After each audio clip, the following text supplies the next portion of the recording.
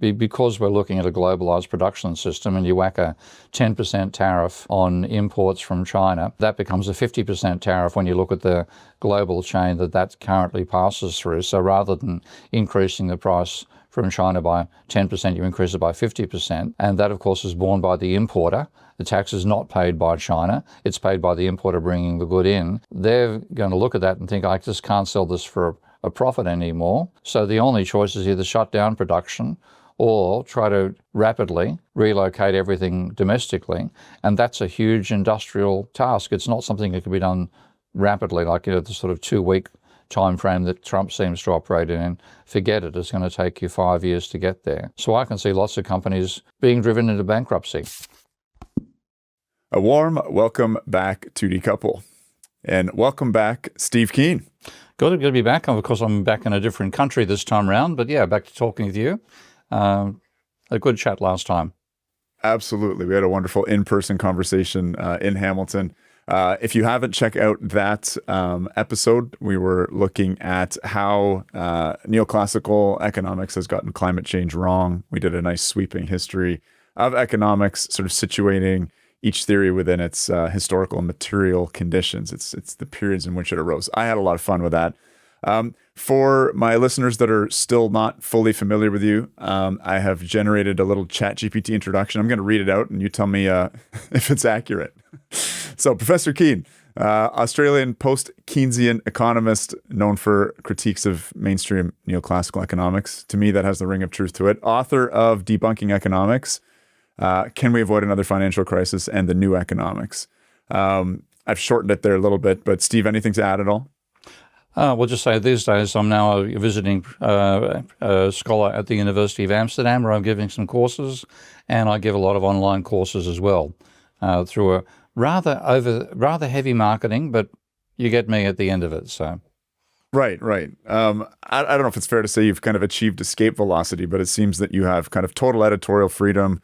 And you're able to sort of support yourself a fair amount through your content creation, which it's better. I aspire to. Yeah, far better than being in the university sector. I mean, it's financially more challenging, so I've got a cash flow coming in all the time, and that's what my online courses are doing now.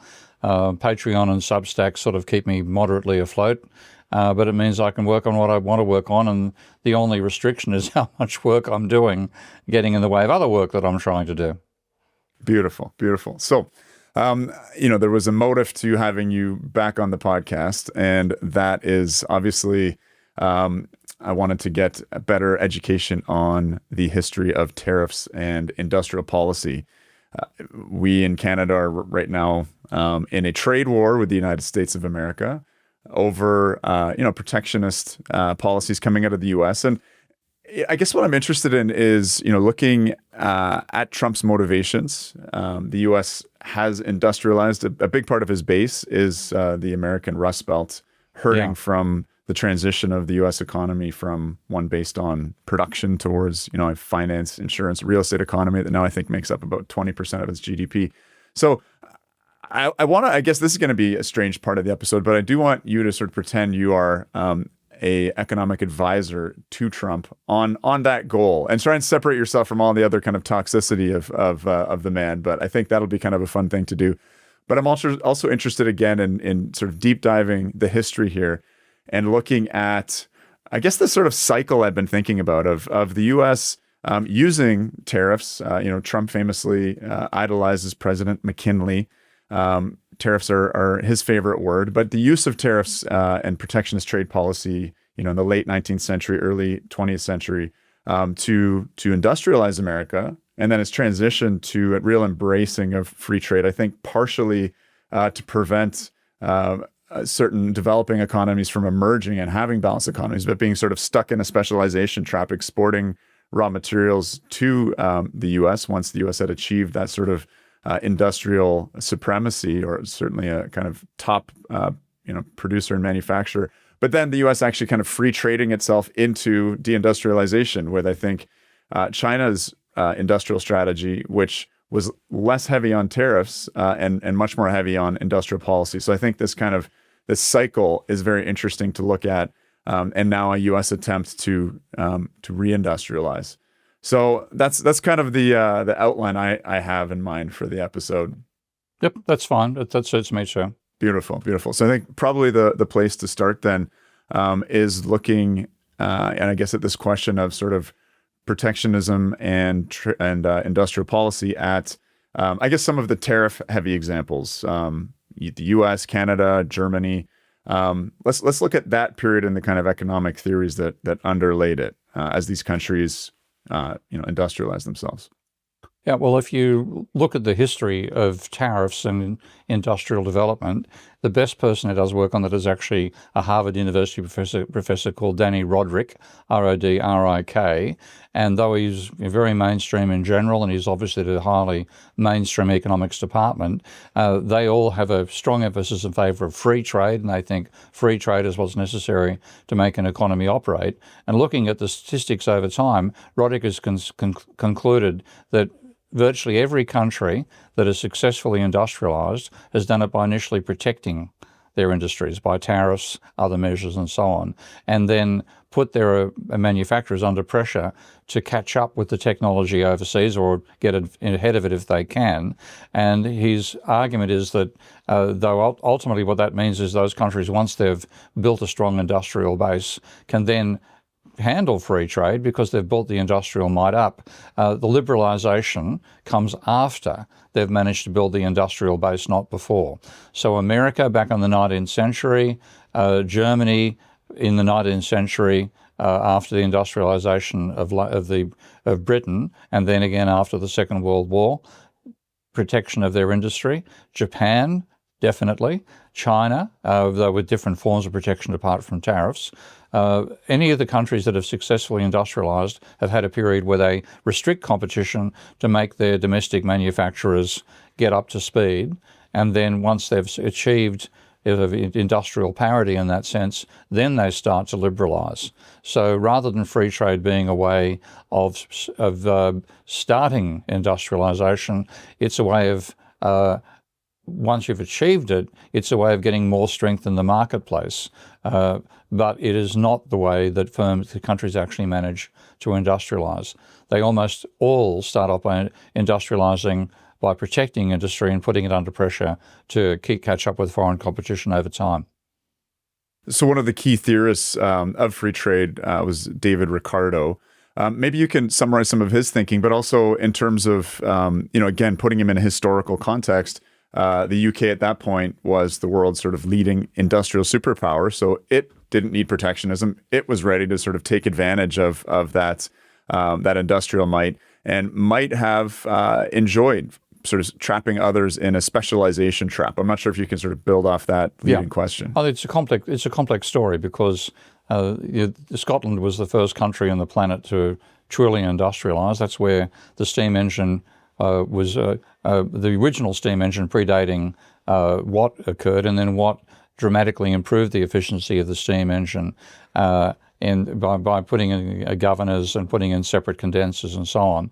So you got to the stage where an enormous amount of energy could be extracted from coal, and then you had the dramatic expansion of coal-based manufacturing in Britain. And Britain went from being a tiny proportion of global trade, global manufacturing, to about between something of the order of 25 or 40% of total industrial exports, or production at one stage, was coming out of the UK and primarily out of Scotland and Manchester and so on. And at the time they did it, or before they did it, textiles was, of course, a major part of that industrialization. And that was using American cotton and then converting it into cotton clothing and then exporting, using it for local sales as well as exports. And before that happened, the world's leading producer of textiles was actually India. And if you look at the scale of how much of India was urban and industrialized versus rural and agricultural, it was about 70%. According to some historians. It's a wonderful book by a guy called D.G.E. Hall called The History of South Asia. And he does a beautiful job of going through each of the countries and what their experience was with colonialism. And fundamentally, India was so far ahead in terms of quality of textiles that there's no way British textiles could be sold into India. So what was happening, of course, Indian textiles could easily have been sold into England, and the English put up a huge tariff barriers to prevent the importing of Indian textiles, and they dropped them after what enable the industrialization of, spinning jennies were suddenly powered by, rather than one worker spinning 6 spindles, you had one coal-fired power station generating steam engine that turned turbines. That means that they turned 30 and 300 and a huge number of spinning jennies, and they could rapidly turn out much cheaper quality, much lower quality than Indian textiles, but still far, far cheaper. And then they opened up free trade, and they basically wiped out the Indian textile industry. And Hall documents how India went from having 70% urban and 30% rural to 70% rural and 30% urban, with massive deaths in the whole process. So it was a fairly ugly period of English history. But the building up of the English industry occurred behind tariff barriers again. And on it goes with every country you look at. Ricardo, what Ricardo did was make an argument for free trade. And he argued, he took a numerical example where he said that everybody, I'll backtrack a bit. If you go back to the early 1800s, a law was passed which was known as the Corn Laws, and they basically banned the importation of grains in general, not just corn, but corn was a generic term for wheat, all sorts of grain crops, banned the importing of that from the European mainland into England, which drastically benefited the landlords. And Ricardo, though he was also a landlord, he was an enemy of the landlord class and argued that if the national income goes to landlords, they'll waste it on frivolous consumption. If it goes to manufacturers, they'll invest. So he said there's a wonderful phrase in the Principles of Political Economy and Taxation where he says, "It has been my endeavour to shew," S-H-E-W, the way they used to spell show, throughout this book, that there can be no increase in profits except by a fall in wages. And therefore, the only way, he said, therefore, if you can reduce the necessaries for workers, reduce the cost of the goods that workers buy, profits will rise. So his objective was to increase the amount of money going to the capitalists, enable more investment to occur.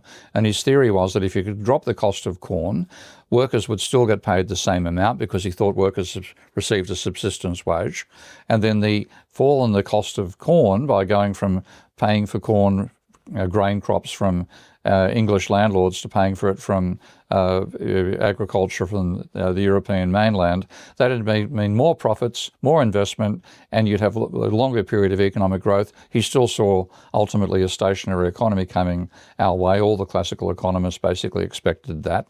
But he thought you'd delay that period and you'd have a greater level of growth. So his objective was to reduce the amount of money going to landlords and increase the amount going to capitalists. Now, when he tried to argue that case in Parliament, and he actually bought himself a seat in Parliament, he found that the landlord class, which was pretty much the Tory party at the time, argued, oh, look, if you open up trade, our main competitor right now is Portugal, and Portugal will be more efficient than us at producing everything, so all the industry will go to Portugal and England will be decimated by opening up free trade. And he argued instead, he said, I'll take a numerical example where I show that even if Portugal is absolutely more efficient at producing everything than England, we'll still benefit from free trade.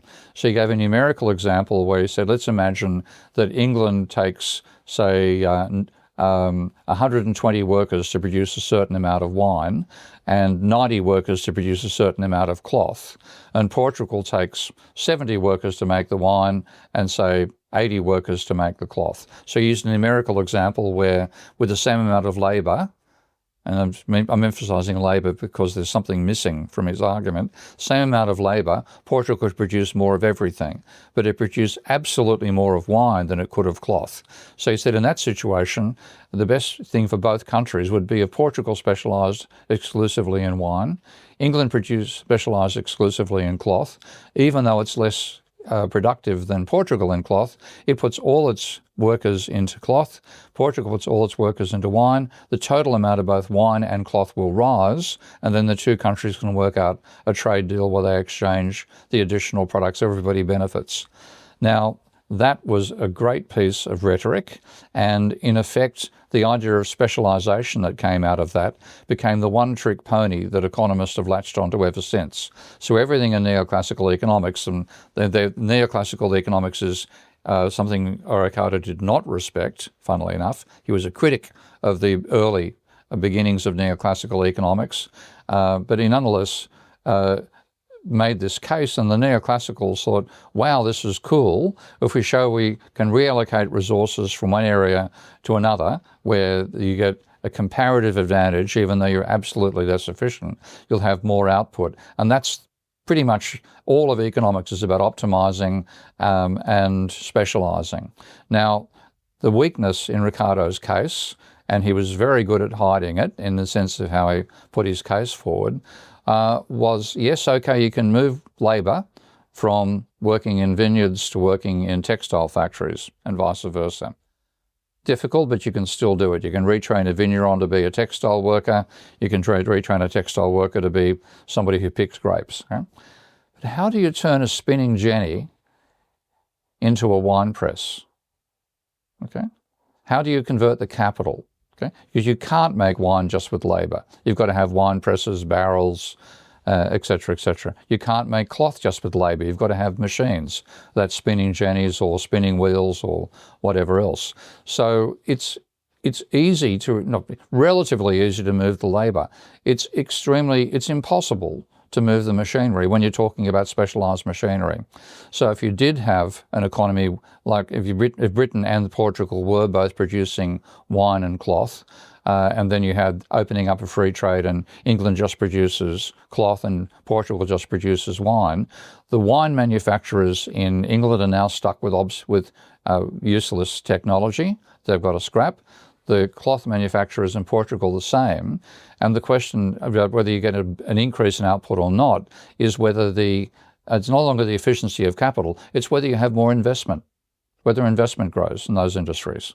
So the focus that neoclassicals have on optimization and specialization trivializes the importance of specialized machinery when we wouldn't have the technological societies we have today without the level of specialization in machinery made for specific purposes. And then if you open up an industry which was previously protected from competition, unless that industry has technology which outdoes its rivals, it'll be scrapped and turned into what, you might even call it the Rust Belt. Okay, so this is the weakness in Ricardo's theory, but neoclassical economists have coped with it by imagining that you can, hey presto, turn a sheep dip or a wine press into a spinning jenny without losing any capital. They have a mythical attitude to physical capital and treat it like it's just monetary capital. And Ricardo, funnily enough, did the same thing in the way he talked about the movement of capital inside countries. So it's a fallacious argument, but it's because economists have made it their party trick. That's what they analyse it. So, oh dear, you must have comparative advantage. You must have free trade. They effectively ignore that the important issue is not specialisation; it's investment. Well, another thing that economists seem to ignore is geopolitics. Trump famously said, if you don't have steel, you don't have a country, which infers that, great powers want to have a balanced economy. They want to have productive capacity of the basics that enable modern civilization, whether that's steel, whether that's cement, whether that's electronics, communications technologies. And if, you follow the dictates of the economists and you just specialize, I think, as you famously said, if China had decided to specialize in terms of its industrial policy, it would have focused on rice and maybe silk. And so, there's a conflict here. And again, what I was trying to get at the beginning in the introduction was that the U.S. protected its industries until it sort of achieved some degree of industrial hegemony, and then kind of forced free trade or embraced free trade as a way to suppress other countries into, again, a specialization trap. Again, you're good at growing bananas, Guatemala, then that's all you do. Free trade. We're going to knock down any kind of import substitution barriers that you have in place, et cetera, in order to kind of maintain that relationship. So it seems like there's, an undervaluation in terms of the economists, in terms of geopolitics and empire, really. Yeah, and like the Chinese aren't that stupid. So one wonderful little side effect of the crazy career that I've had is that at one stage I was running conferences on journalism, And this is an initiative I started after I worked in overseas aid organisations. So I was doing this privately and personally. And I took a group of, on the behalf of the Australia-China Council, I took a group of Australian journalists to China to have a conference with Chinese journalists about how Chinese journalists covered Australia and Australia covered China back in 1981-82. It was actually, when I was there, it was actually during the trial of the Gang of Four. I imagine most of your leaders might think the Gang of Four is a boys' band these days, but back then it was Madame Mao and her cohort after Mao died, and they were trying to maintain the heavy-handed socialist policies under Mao, and Deng Xiaoping managed to come back out of exile and overthrow them. And then you had the beginning of the industrial approach that Deng had. It was, forget about ideology. He's famous for the saying was, I don't care whether a cat is black or white, so long as it catches mice. So it's just whatever worked is what mattered. And it's very much an engineering approach took over the Communist Party. And basically you had to be an engineer to get selected. So they had a bit of an intelligence test and a skill test of getting into power. And that mentality dominated the Chinese Communist Party ever since. And one thing that they did was they realized how badly industrialized they were. And we saw this. I remember going to a light bulb factory, and it was like heading back, this is the 1980, was like going back to the 1930s in terms of the type of technology being used to make light bulbs. And we're talking filament-style light bulbs. This is before LEDs and all that sort of jazz. Furniture factories, same sort of stuff. People hand carving furniture rather than having machinery stamping out parts and so on. And so we were being shown all this stuff as an aftermath to the conference we had with the journalists talking about media coverage. And everywhere we went, we were seeing what was supposed to be the industrialization thrust that China was going to undertake. I'll give my favorite example of what I thought would fail. Well, two elements of it. We went to this furniture factory in Sichuan province, and I started asking questions about where do you sell your output? And they said, we sell 80% outside Sichuan. Now, Sichuan's about 100 million people. It's the size of many countries. Oh, you export 80% of what you produce. Yes. Where do you export it to? Mainly Shanghai. Who's your buyer? A government agency, government distribution system. And I thought, well, there goes 80% of your sales. I mean, you can do it for one factory, you can what they call a show commune. You can do it that way. You try to expand it. Rather than getting 5 times the input, you'll get, a small increase in output. This isn't going to work.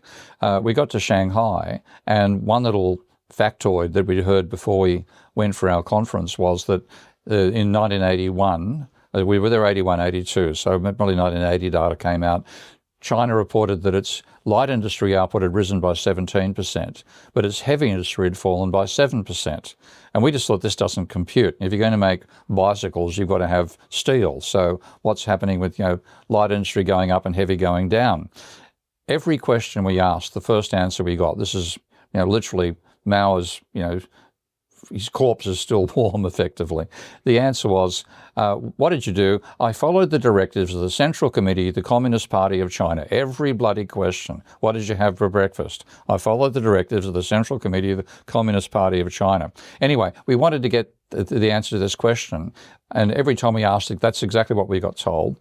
So we had a meeting in Shanghai with the mayor of Shanghai and the guy who was introduced to us as the economic boss of Shanghai.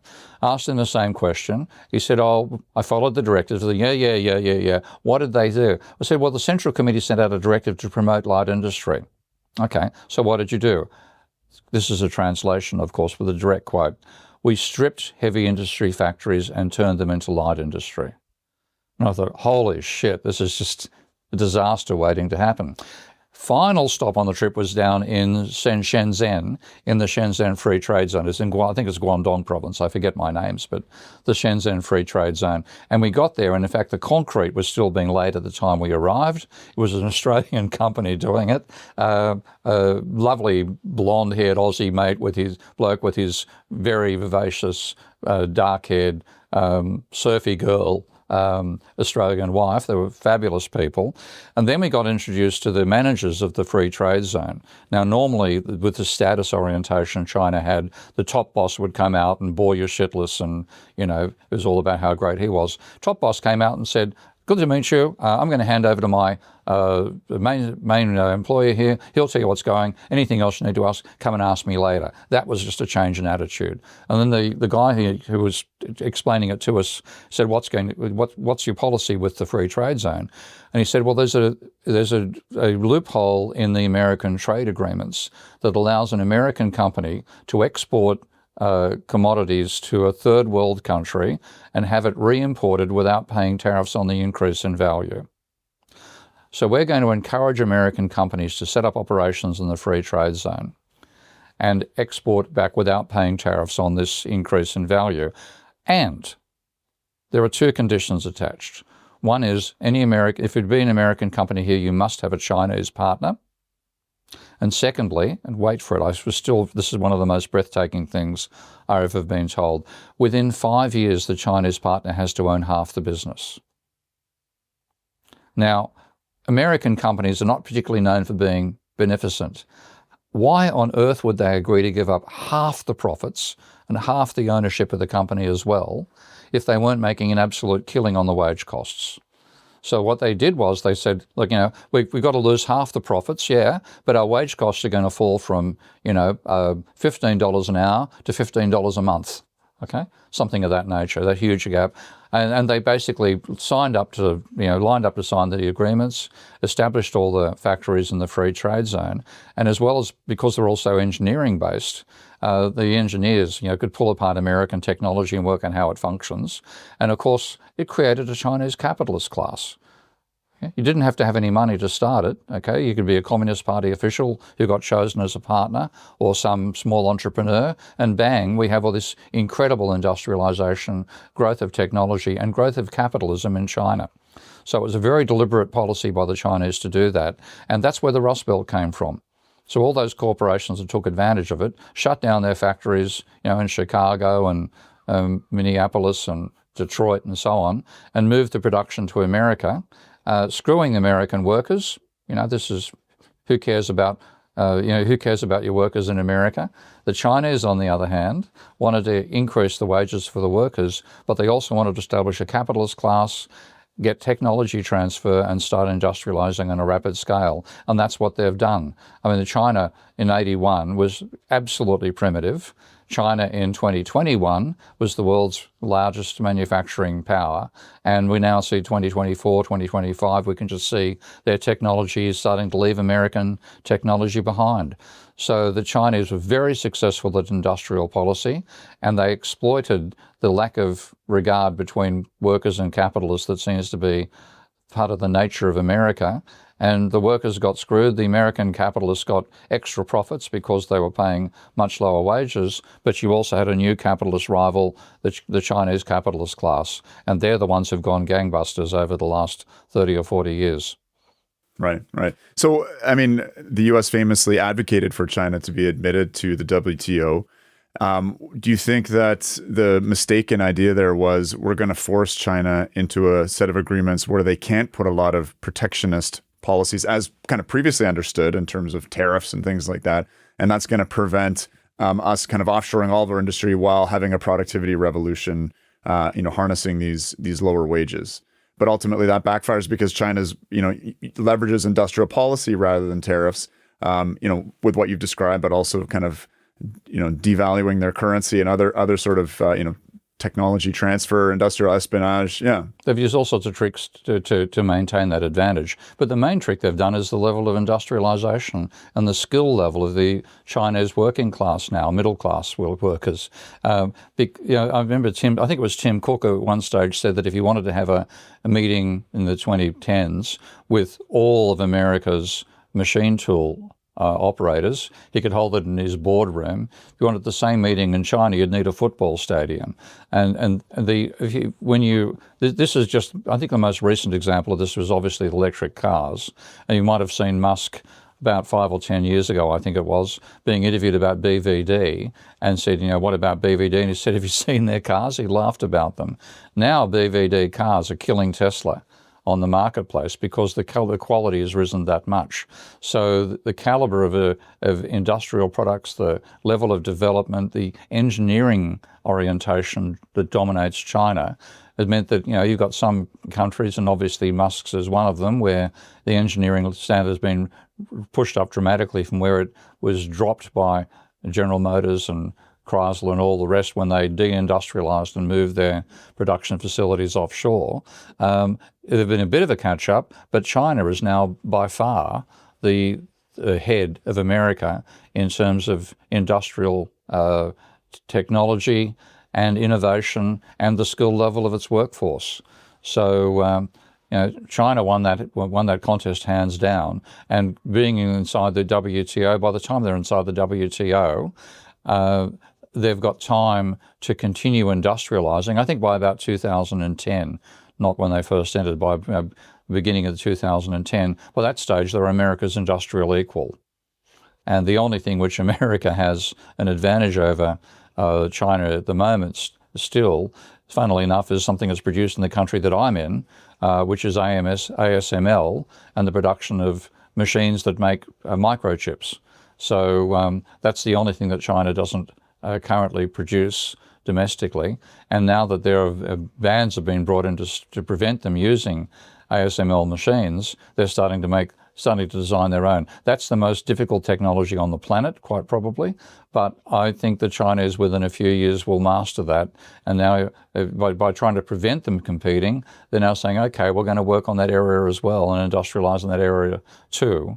So China, in terms of industrial technology, is ahead of America, and China is not shy about using industrial policy to be able to develop the capacity to compete over time. They're aware that it's not specialization that works, but investment that works. So you're mentioning this sort of consensus that almost every country that has successfully industrialized, diversified its economy, pursued industrial policy, has done so with tariffs. Is China the exception to that rule then? Oh no, it's part of the rule. They put their firms under an enormous amount of pressure, but they make sure they've got a breathing space to get established in the first instance. And a lot of it actually comes down to the type of technology that will work in a mass market early on too. So, for example, if you go back 20 years, there's no way that Chinese consumers could afford to buy American cars. Okay. They could only buy cheap stuff. And so you start off making for the domestic market. And the same thing applied for Japan. We used to Honda and Mitsubishi and Kawasaki and so on for motorbikes. But the original Honda motorbike was effectively I think it was a two-stroke engine attached to a bicycle. Okay? Now, there's no way you'd sell that in America. But there's no way that a Japanese consumer back in the 50s could afford to buy a hog. Forget about it. But they could afford to buy this bicycle, and then you dramatically improve the quality for the domestic market until such time as what you were producing was something that wasn't being made for the American export market. So small cars ended up being the way that Japan got into the market. And initially, people would laugh about those cars. I'm an Aussie, so I remember as a school child, and I'm literally talking primary school, kids having conversations about Ford and Holden, so Holden was General Motors in Australia, and rubbishing Toyota, which is turning up in the early 1960s. But ultimately, Toyota produced better cars than the Americans. So this is one of the reasons you don't necessarily need trade barriers. It's the nature of your mass market that means initially you can produce and develop the technological level, selling stuff that only your domestic producers are going to want to consume. But as you develop that technology, then you get to the point where you can actually export that product successfully to overseas markets, and as well as Japan going through the whole process with motorbikes and cars. China has done the same thing with virtually everything. I guess there's such thing as being tariff light and industrial policy heavy. And what strikes me about Trump's plans are they're very tariff heavy, and it doesn't seem like there's a lot of industrial policy behind it. He's actually throwing away a lot of Bidenomics industrial policy. I want to pull on that thread a little bit, because China, again, seems like tariff light industrial policy heavy in terms of its rise as industrial power. But I also want to talk about tariffs in the 21st century versus the 20th century. Six continent supply chains, multinational corporations. How do tariffs work differently now than they did in the good old days? Well, dramatically differently, because this is why just tariffs alone isn't going to work unless it forces American manufacturers to decide this is too much chaos for us, we're going to relocate production from the third world back to America again. That's the main thing I think he's actually hoping on. But the level of globalization is simply ridiculous. I think the Apple iPhone apparently has components produced in about 100 countries. There's a ridiculous level of globalization of the supply chain for iPhones. And when you then have parts being imported from overseas into American goods, these goods will maybe pass through 4 or 5 countries, but within the same company. So you have what's called transnational trade. A company like Ford will establish production units in other parts of the world. So you can have Ford Malaysia exporting to Ford America, and it's seen as international trade, but it's inside one company, so transnational trade. Now, with the Apple iPhone, there's an enormous amount of that. And if without tariffs, that doesn't matter. You have to ship the component from, say, your factory in China to your factory in America, and then maybe from your factory in America to your factory in Mexico, and up to another factory in Canada before it gets put and assembled together in another factory in America. But there's no tariffs paid. But if you bring in tariffs in the way that Trump is doing it, you have to pay import duty on the company at each change across national borders. So a 25% tariff hits the same component 4 or 5 times and drastically increases the cost of the supply chain. Now, that's what is happening with Trump now with the globalized production we have now. You don't have tariffs just imposed once in international trade. You have it being imposed 5 times in intra-corporate trade, drastically increasing the cost of production for those corporations. So I think it's quite it won't work it won't work in a smooth fashion. Okay? It won't make just a small cost difference. It'll have a huge compounding cost difference, and it's going to break down those global supply chains. The only way to respond really is say, forget about globalization. We have to relocate everything back to America. And where are we going to find American workers who can work the machine tools? I mean, do you think that America's capable of sufficient economic bullying to drive this, to force corporations to do that? It sounds, as you're saying, there's a lot of variables and maybe simplifying assumptions at play that are not taking into account, as you just mentioned, skilled labor. One little line, by the way, we're dealing with economists. I once had a fight with a young economist at the Western Economic Association, and at the end of the fight he says, you have to make some simplifying assumptions. And I just said, mate, you've got to learn the difference between a simplifying assumption and a fantasy. Okay? There's a lot of what are called fantasies and those so-called simplifying assumptions. So one fantasy is that international trade is international trade. Largely, it's intra-corporate trade between nations. So that dramatically complicates the impact of those tariffs. But also, if you're going to relocate production from China to America, which is the sort of thing that Trump is hoping will happen, you've got to have the skilled labor that can actually operate those factories. You have to have the engineering capabilities, which you've actually let the Chinese take care of. You don't have them anymore. So, and when you want to establish that factory from the ground up, you've got to have the workers who can actually operate those machines. And they've got to have training to do it. They've got to be educated. You're no longer educating enough engineers anymore. You've got to expand the engineering schools. Are you going to get engineers lining up to young students lining up to become engineers, if they're going to walk out with a huge level of debt for their education system, and it might be easier to just go and work as a checkout chick at one of the McDonald's outlets. You go and work at McDonald's, you don't have any skills, you don't have any student debt either. So the education system is another huge limitation. And in China, the education is fundamentally free. Okay? You're bloody hard to get into university. Okay, you study, you can get failed if you don't do well enough. At the end, you graduate, then you get a good paying job, you don't have any debt. Okay. In America, you've got to pay fees to get into the university. They're hugely discouraging.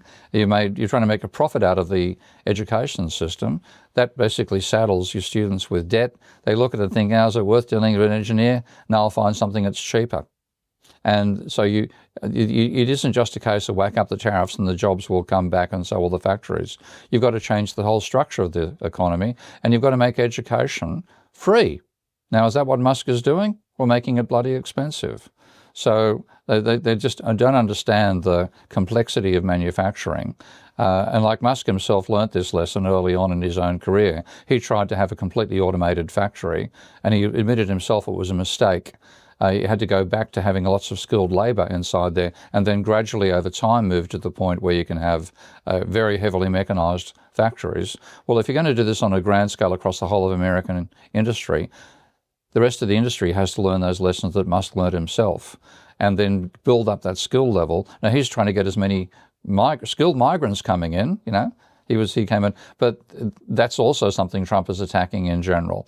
So it is an extremely complicated mess you're trying to sort out. Fundamentally, it's like trying to unscramble an egg. Yeah, I mean, in terms of labor issues, I remember there was an interview with J.D. Vance talking about his deportation policies.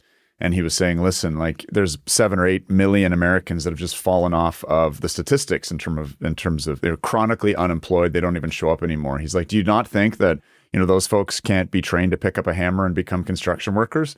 And I mean, I think it's kind of dubious. They've probably been out of the workforce, for 10, 15, 20 years for a reason, be it addiction or whatever else. And you're deporting probably some very productive Mexicans who work their asses off and who have some skills that didn't quite add up for me. No, I mean you can get unskilled labour, sure. You can somebody who's dropped off the workforce, get them an unskilled job, fine. Get them a skilled job is a different story entirely. And the more mechanised the firms become, the more you've got to have skilled labour inside there that knows how to handle complicated machinery, that understands the physics that's involved. That sort of level of knowledge is not something you can pick up when you're being unemployed for 20 years and try to get back into the workforce. So there's a reskilling issue for the American workforce that is being completely ignored in the policies that Trump and Musk are putting forward. So you described, being in China in the 80s at the beginning of this industrialization boom. It's taken 40 years. That's with significant state direction, state involvement, heavy-handed industrial policy, I guess a combination of state planning and some competition and dynamism in terms of introducing, private sector competition in a controlled manner. Again, 40 years to do that. America hadn't completely deindustrialized, but I think one of the issues I really see with Trump's policy here is he's anticipating these things are going to happen in a couple of years and making decisions with those sorts of expectations in place. Yeah, no way that's going to happen that quickly. I mean, the transformation China's done to itself over 40 years is just breathtaking. I'm really glad that I had that experience back in 81, 82, because I can refer to that whenever I look at China now and just realize that that means somebody who was 20 years old when that thing began in the 80s is now in their 60s and has seen the standard of living that they experience dramatically improve. Okay? So that's one reason why Chinese people even though they'll complain about the nature of the Communist Party and the absence of democracy and so on, they realize just how much that system has benefited them during their own lifetimes. So there's more acceptance of the social and political system in China in many ways than you get in America. You're not going to get a Trump effectively being elected to run the Communist Party, given how successful the Communist Party has been in raising the standards of the average person. They'll complain about Xi, off the grid, and if you've got any religious orientation, you'll complain even more. But generally speaking, Chinese people are much happier with their government than the Americans are. So there's the extent to which what we call politics is two bunches of ideologies fighting each other across an electoral chamber. What a Chinese call politics is getting a bunch of engineers to get together and decide what areas should we industrialize, what areas should we develop, and they cooperate. And they have the knowledge that they're in private firms. They're trying to make a profit. They're talking to the government. The government wants them to make a profit. It isn't a case of the government picking winners. It's getting a bunch of intelligent people at the forefront of some technological area to cooperate and advance China's industry in a collective, agreed fashion, where the workers, the capitalists, and the government all get together and negotiate an outcome, rather than having a bunch of left and right wing politicians throwing bricks at each other across a chamber. We have a crazy definition of what democracy actually amounts to, and it's a sign of the flip flop in American politics: Republican, Democrat, Republican, Democrat. You're seeing the same in England: Labor, Conservative, Labor, Conservative. Australia, the same sort of thing. It's ineffective. We're wasting our time in gabfests, arguing over whether free trade is better than, protection, or state planning is better than free market. And China's combining the whole lot, the sensible decisions, by people who are highly educated. I come from, I guess I struggle to find a label in terms of my politics, but I'm sympathetic with, the kind of old school industrial left. And so am I. I was pretty young, but I remember, being involved in anti-free trade protests. Canada made a epochal decision to sign on to the North American Free Trade Agreement. So I am sympathetic with this idea of, reindustrialization, of reversing, what happened in the Rust Belt. And that is something, Trump is, sort of forefront in terms of, his goals, I do think there's something genuine there, despite him, being, real estate developer, casino guy, part of this, 20% of the economy, finance, insurance, real estate. So given that we have those political sympathies, if your agenda was to, again, reverse that deindustrialization of America and make the Rust Belt great again, what would be your advice, or how would you carry that out? And I know that's a very, very that would be the topic of an entire series of podcast episodes. But just, I guess, in sort of first principles terms, Well, first principles, I'd get rid of fee-based education and make it something if you got a high enough pass mark, you got into university. So state-based education system. But to make it bloody hard to get in and easy to fail. Okay? And then you train up, and then you simultaneously start arranging industrial experience contacts with local industries, so students, as part of their education, go and work in a factory, learn how it operates. They graduate with no debt. Bloody good training, because if they slack off, they fail their courses.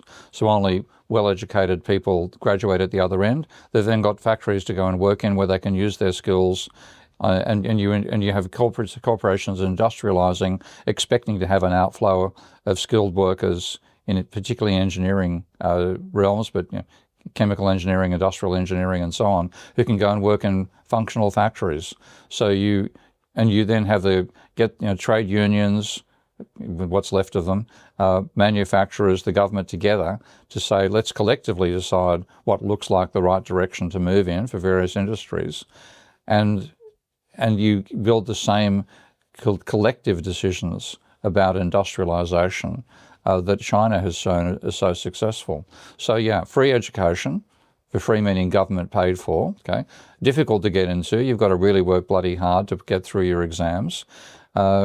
Raise the educational level of the country, and don't make education a burden, which it is right now, on students. So they decide, they're being sucked off by the finance sector. The finance sector is benefiting out of education, not the industrial sector. You've got to get back to the stage where the education benefits the industrial sector, so you get debt out of the universities and out of schools, and that's going to happen with high quality. It'll only happen if the government pays for that and makes university and school education one of the necessary expenses that it covers by creating money through running a budget deficit.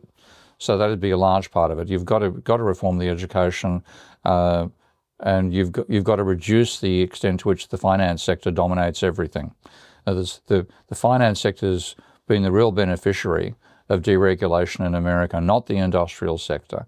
And that then means that effectively you've got a bunch of financial parasites who are getting very rich on the fees and the interest they charge the industrial sector. And the industrial sector has been turned into some relatively anemic wimp compared to what the American industrial sector was back in the 1950s. So I didn't hear the word tariff in your answer there. Do you think there's a room for some strategic protectionist policies? Sort of, but again, the trouble is tariffs are going to have a drastic impact upon a globalized economy. So I would want to reverse globalization. I think it was, first of all, globalization wasn't about specialization. It was about exploiting cheap labor. Okay? That's the real basis of it. China managed to turn that into a way of making its workers, well paid and dramatically raising the standard of living, having been in a fair number of Chinese cities, between the big ones of Beijing and Shanghai and right down to small ones in Sichuan, like a town called Dayang, which has a mere 4 million people. That's a small city in China. Looking at the standard of living, the lifestyle I could feel, not just amongst my friends there, but also just walking around the street and seeing restaurants and people driving past in cars, going to collective dances, which is very much a Chinese thing. You could just see the standard of living is drastically better for those people today. So I'd make, you want to have American workers feeling the same way about America. And at the moment, American workers feel like they're being ripped off by the elites, as they call them. Not noticing that Donald Trump is one of the elites, but he's really harnessed that anger, and that's why he's got elected. So in some ways, the fact that you've got this, Trump taking over is a sign of how the Democrats in particular neglected the interests of workers, and now they're getting even, and they voted for Trump to get even. Let's chat a little bit about the role of public versus private debt. There's obviously a lot of concern right now about government overspending, maybe a hangover from some of the financial policies responding to the COVID crisis and the financial crisis before that. But in terms of also what you're describing, it sounds like public debt would be needed to finance things like the education changes you're saying and some of the other industrial policy. Is that worrisome? Can we afford to grow public debt any further right now? Yes, you can. This actually, what I was recording before we started talking was a video about how cutting government debt actually tends to lead to financial crises, because what we call government debt is not the same thing as private debt. And I've seen Musk will argue that you shouldn't argue by analogy, but everything is said about the need to cut government debt is on an analogy to what would happen if corporate debt or household debt. If you can't get enough money back in to pay your household debt or your corporate debt, you're going to go bankrupt. And that's exactly the same analogy is applying to government debt. Now, when you take a look at the actual accounting of how government debt is created, government debt is effectively converting a deficit, when we're converting government money creation into being backed by bonds rather than backed by reserves. It's nothing like private debt.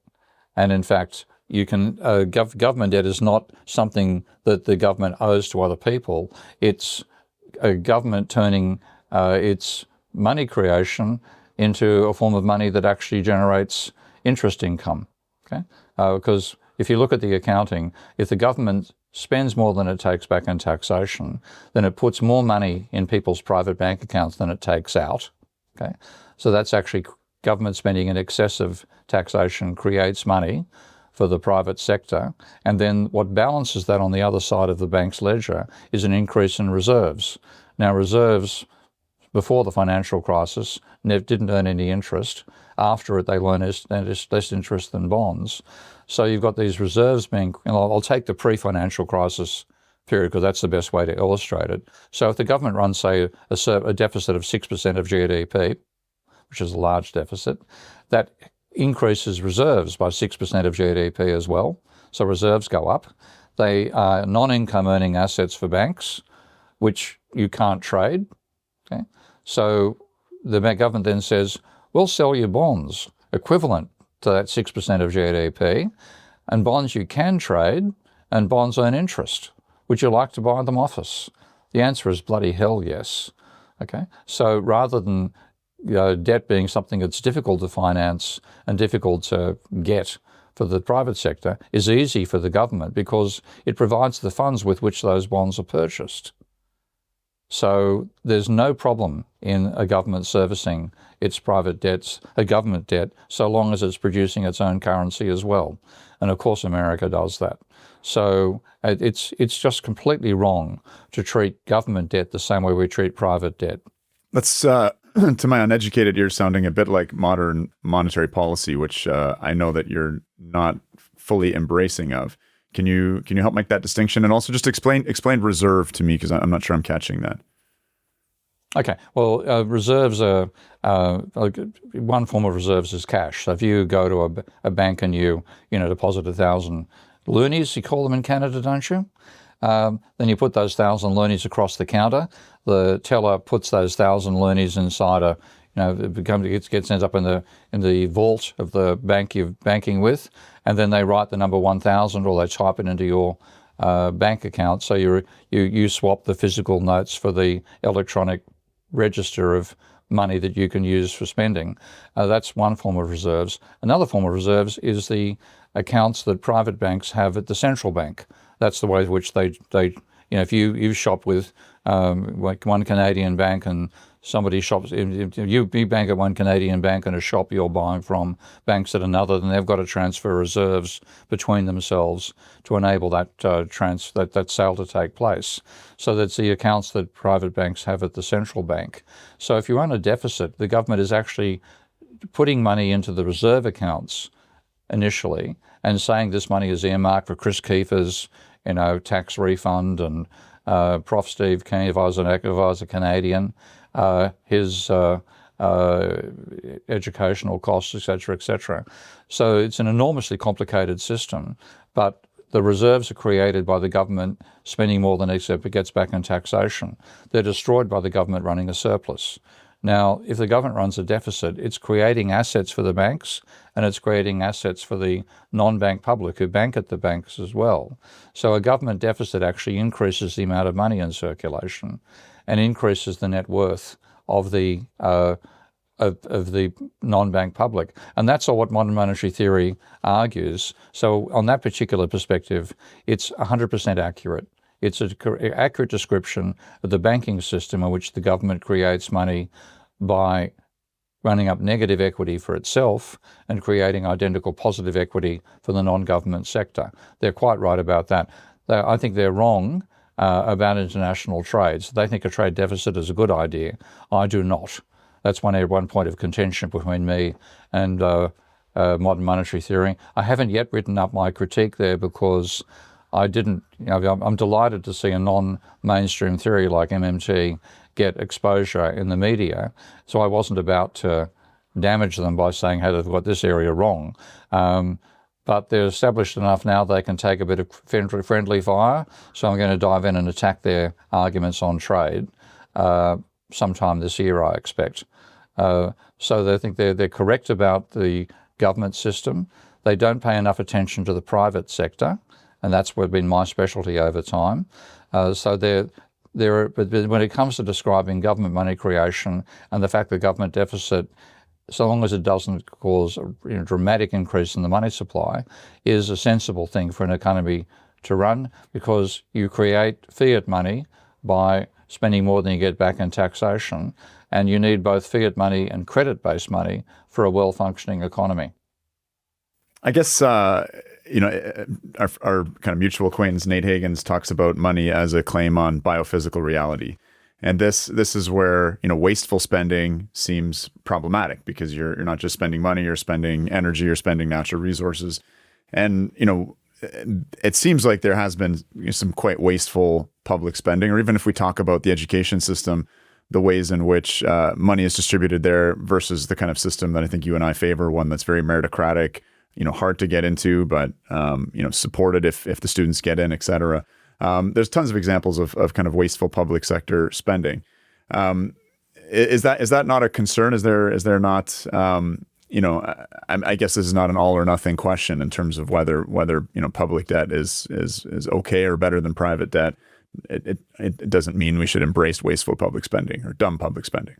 Yeah, and it's the energy issue, of course, is one that I'm highly cognizant of, and definitely agree with Nate on that particular topic. We have to drastically reduce our energy consumption.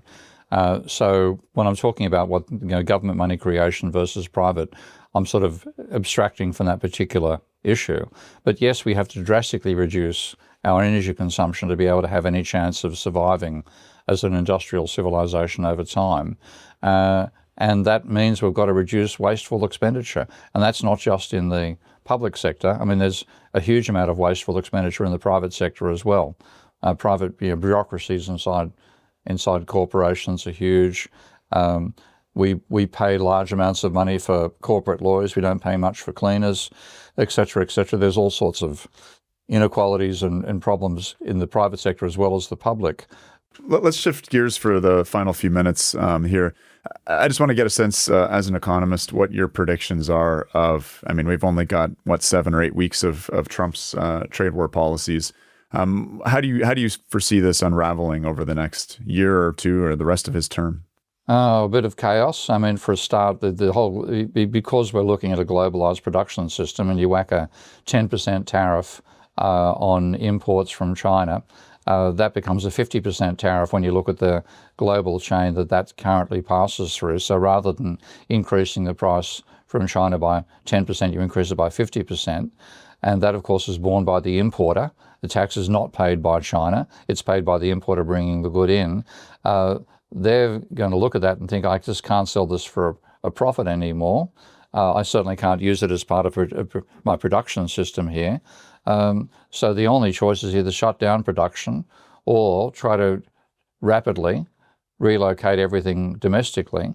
And that's a huge industrial task. It's not something that can be done rapidly, like the sort of 2-week time frame that Trump seems to operate in. Forget it. It's going to take you 5 years to get there. So I can see lots of companies being driven into bankruptcy by this situation. They can no longer sell what they need to sell for a profit. Anybody who's globalized to take advantage of those low costs, and that's the vast majority of firms, unfortunately, are going to find themselves uncompetitive with the handful that didn't globalize. So I can see lots of increases in price levels, drastic drops in consumption as well, because in a lot of cases the manufacturers are try to absorb that increase in cost and not pass it on to the consumer to hang on to market share. But if they do it, they're suddenly unprofitable. So I can see financial chaos coming out of this rather than a smooth transition from importing goods to manufacturing them in America. I think it's pretty well established that, real wages have not increased since the late 70s or early 80s. And the reason that the U.S. working class has tolerated that to the degree they have is because of this productivity revolution from cheap Chinese labor, making goods affordable at Walmart, costing much less, and obviously a whole shit ton of private debt in the form of credit to these people.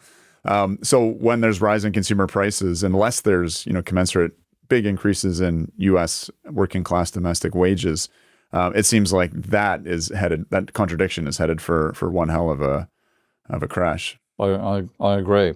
I'm getting quite a few reports back from people I know in government positions of just how chaotic it is for them as well. One person who is part of my course said she has to pull out because she can no longer watch it during work hours. And I've heard about a massive number of meteorologists being sacked. You're not going to get the weather reports anymore. You won't get for advanced warming of cyclones.